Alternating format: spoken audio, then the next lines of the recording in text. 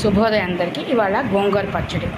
గోంగూర అంతా బాగా ఒలిచేసుకొని కడుక్కొని ఇవాళ ఇలాగా గుడ్డ మీద బాగా గాలికి ఆరబెట్టాలి.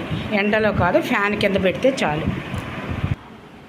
గోంగూరకి నూనె బాగా పడుతుందండి.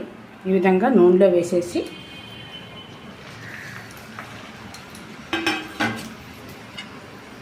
ఒక 4 పచ్చిమిరపకాయలు వేసి బాగా వేయించాలి.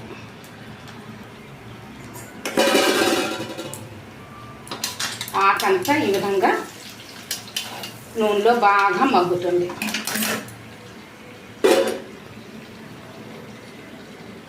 గిన్నెలో తీసి చల్లారి పెట్టాలి. కడాయిలో నూనె పెట్టి ఎండుమిరపకాయలు,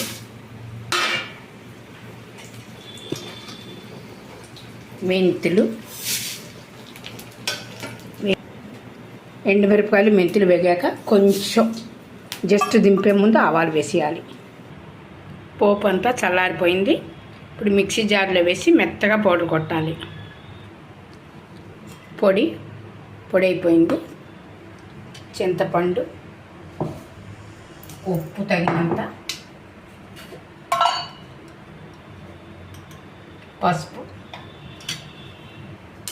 కొంచెం గోంగూర వేసి రుబ్బేయాలి.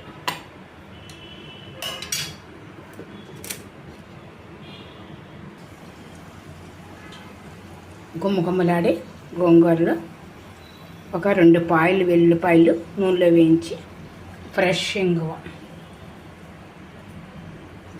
వేసేసి ఇలా పైన ఊరిపోతుంది. చూడ్డానికే నోరు ఊరిపోతుంది. ఆంధ్ర స్పెషల్ గోంగూర. ఉల్లిపాయ. మా అమ్మమ్మగారి ఊళ్ళో గోంగూర గోరింటాకు 2 కాంబినేషన్లు.